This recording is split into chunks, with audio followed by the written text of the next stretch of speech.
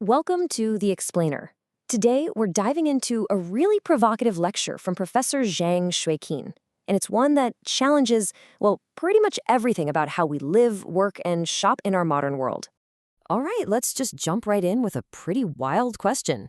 I mean, for a lot of us, this is going to sound kind of crazy. What if Karl Marx was actually right about the best way to structure a society? You see, according to Professor Zhang, after World War II, almost every single industrial society, we're talking the US, Europe, you name it, they all, without really realizing it, adopted a central idea from Marx. Now, they might have called it socialism or the welfare state, but when you look under the hood, the principle was the same.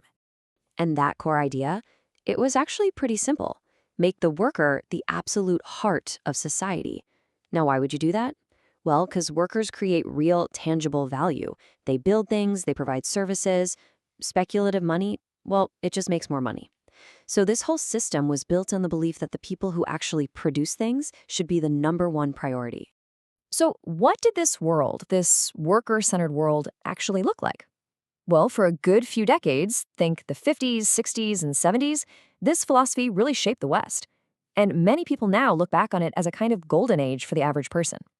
And this wasn't just some abstract concept. It had super real benefits for everyday people. Society was basically geared towards making life better for the working class. We're talking excellent public services, education that didn't bury you in a mountain of debt, and real actual political power through unions that could stand up and demand a fair shake. Which, of course, brings us to the million-dollar question. If this system created so much stability and prosperity for most people, why in the world would we ever want to change it? Why did it all start to come apart in the 1980s? Well, the answer, at least according to Professor Zhang, wasn't that the system failed. No, it was something he calls the revolt of the elite. Here's the thing. A society that does a really good job of serving the worker becomes, well, it becomes too equal. And if you're sitting at the very, very top of the pyramid, equality isn't really your goal. The goal is distinction. It's concentrated power. It's having massive amounts of wealth. This revolt wasn't some backroom deal. It happened right out in the open as huge political movements. Here in the States, you had the Reagan Revolution, pushing for neoliberal free market capitalism. Over in Britain, you had Thatcherism. And both of these ideologies really wanted to shrink the role of the government and empower private companies, taking apart that old worker-centered society piece by piece. To really get a feel for how radical this change was, let's just look at one simple number. Back in the 70s, the average CEO, they made about 20 times what their average employee did. Now that's a big gap, for sure. But, it feels kind of within the realm of reason. Okay, now, fast forward to today. That same average CEO now makes around 300 times more than their worker. The gap isn't just bigger, it's on a completely different planet. And this just perfectly illustrates how inequality has exploded. Moving away from a worker-centric society wasn't some gentle shift. No. It was a massive earthquake that allowed wealth to rush to the very top like never before. But here's the catch. To make this new, super unequal system work, you couldn't just get rid of the worker as the main character of society. You had to replace that person with someone else, and that someone else was the consumer. So what this did was completely flip the script on the social contract. The old promise, the one that said, society will make sure you have a good, stable job for life, that was gone. The new promise? Hey, we'll make sure you have access to really low prices and a ton of cool stuff to buy. And what that really means is that your value, your worth in society, shifted from what you produce to what you can purchase. To really get the deep psychological impact of this, the professor uses a little thought experiment. So imagine everyone here suddenly gets $1 million. What happens next?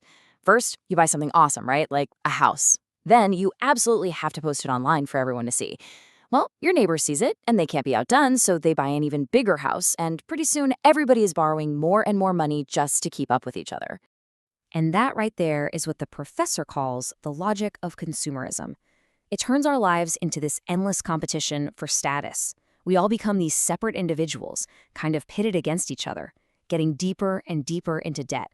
And when we're in that state, we completely lose our ability to team up, to act in solidarity for the things we all need. The way those workers of the past used to. So all of this builds and builds to a really shocking conclusion about what our consumer-driven world has actually become. You see, This consumer mindset, it trains us to see everything through something called economic logic.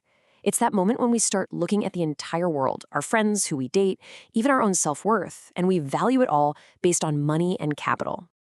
Just think about school for a second. The goal used to be about learning, about opening up your mind, becoming a critical thinker. But under this new economic logic, the goal of school is totally different.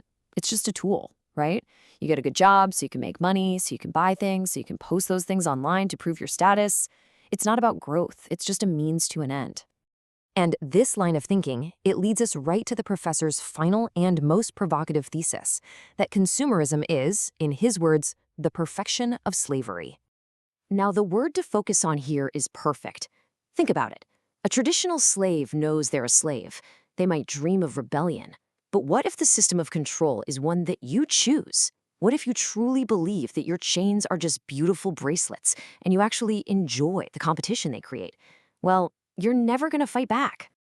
And that leaves us with one last, pretty unsettling question to think about. If a system of control is built on our own desires, our own choices, and our own enthusiastic participation, does that make it freedom? Or does that make it the most effective prison ever designed?